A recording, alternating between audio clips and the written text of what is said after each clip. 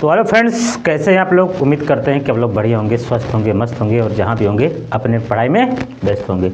तो आइए हम लोग पिछली क्लास में हम लोग जो केमिस्ट्री का जो सीरीज चल रही है उसमें हम लोग जो है कि क्या किए हैं, इसके पीछे जो क्लास लगी थी हम लोग की वो किसकी थी, बिलियन वाली थी, जिसमें बिलियन में हम लोग को बताया था कि बिलियन के सिलेबस में किस किस टॉपिक से कौन कौन किस किस टॉपिक से क्वेश्चन पूछे जाएंगे।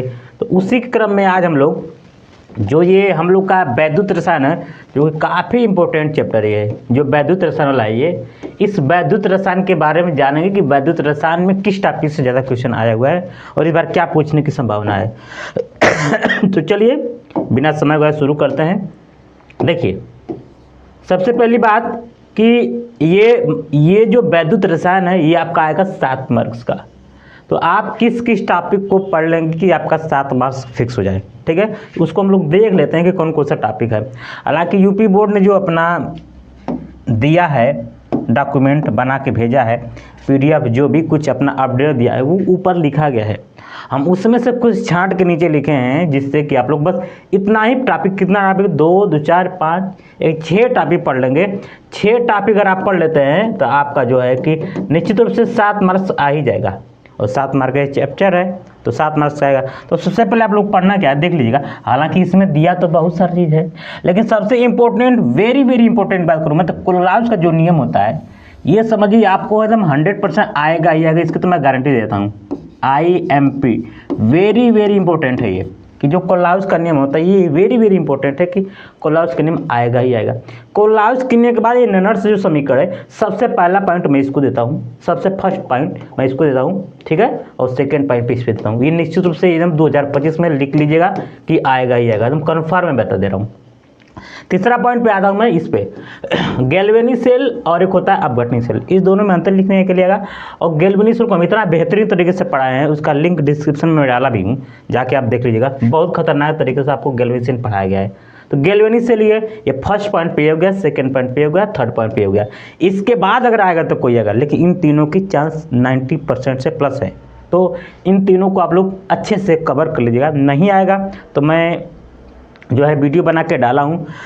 और इस चैप्टर में अगर आपको कोई भी टॉपिक से परेशानी है, कोई भी समस्या है कि ये टॉपिक मुझे समझ में नहीं आ रहा है, तब नीचे कमेंट कर दीजिएगा, मैं उस पर वीडियो बना दूंगा, अलग से एक वीडियो बना दूंगा।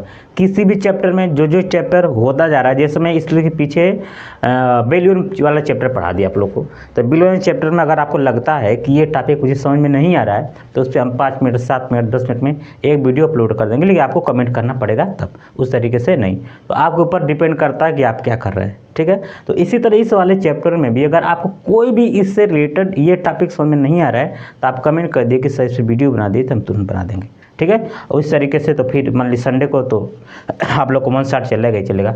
1 शॉट ही पढ़ा है, हर चैप्टर का 1 शॉट ही पढ़ा है, हर चैप्टर का लेक्चर आज पढ़ा है। जिस तरीके से आप पढ़ना चाहें, 1 शॉट में पढ़ना चाहे तो 1 शॉट में पढ़ लीजिए, चाहे डीप में पूरा पढ़ना चाहें तो डीप में पढ़ लीजिए। डीप में भी इसको पढ़ाया गया, बहुत खतरनाक तरीके से पढ़ाया हूँ, देख लीजिएगा जा करके, जिसमें आप लोगों को लेनर्ड समीकरण में बता दिया, कोलराज में बता दिया, और ये 3 पॉइंट वेरी इंपॉर्टेंट है जो कि पेपर में हर साल आता है। 7 सेट में से हो ही नहीं सकता कि इस तीनों में से पूछा जाए, हर सेट में सवाल पूछा जाता है ये 3। इसके बाद क्या हुआ, जो विशिष्ट चालकता होती है, जिसको हम लोग चालकता ही बोलते हैं, विशिष्ट चालकता, मोलर चालकता, ठीक है। विशिष्ट चालकता से क्या मेरी होती है, कप्पा। ये इस पे आप 2-2 लाइन पढ़ लेंगे, क्योंकि इससे सवाल तो पूछा भी जा सकता है और थोड़ी सी डिफिनेशन आती है। चालकता, मोलर चालकता, ये जो चालकता होती है और मोलर चालकता, दोनों है ना, ये आप पढ़ लीजिएगा। तीसरा पॉइंट पे आ गए फैराडे का नियम। फैराडे के नियम से आज तक कभी सवाल पूछा नहीं, NCERT में सवाल आते हैं, लेकिन अभी मैं देखा हूँ कि यूपी बोर्ड में कभी सवाल पूछता नहीं है। तो फैराडे के नियम है, आप उसको पढ़ लीजिएगा, 2 नियम होता है ना। तो फैराडे के नियम पढ़ लीजिएगा। इसके बाद सबसे बड़ी चीज़ है मानक इलेक्ट्रोड विभव, ये भी है, ये भी इंपॉर्टेंट की कैटेगरी में आता है। इसमें क्या आपसे पूछेगा, 4-5 तत्वों का नाम दे देगा और कहेगा सक्रियता से कि बढ़ते क्रम लिखिए, घटते क्रम लिखिए, ये आपसे पूछेगा। एक इसमें एक भी आता है सर, EMF निकलने के लिए, EMF, उसको भी आप लोग पढ़ लेंगे, ठीक है, EMF। तो आप सिर्फ, और ये बताया हूँ मैं, अपघटनी सेल, ऑर्गेनिक सेल, इस 7 टॉपिक को पढ़ लीजिए। मैं 100% बता रहा हूँ आप लोग को, 100% आएगा ही आएगा।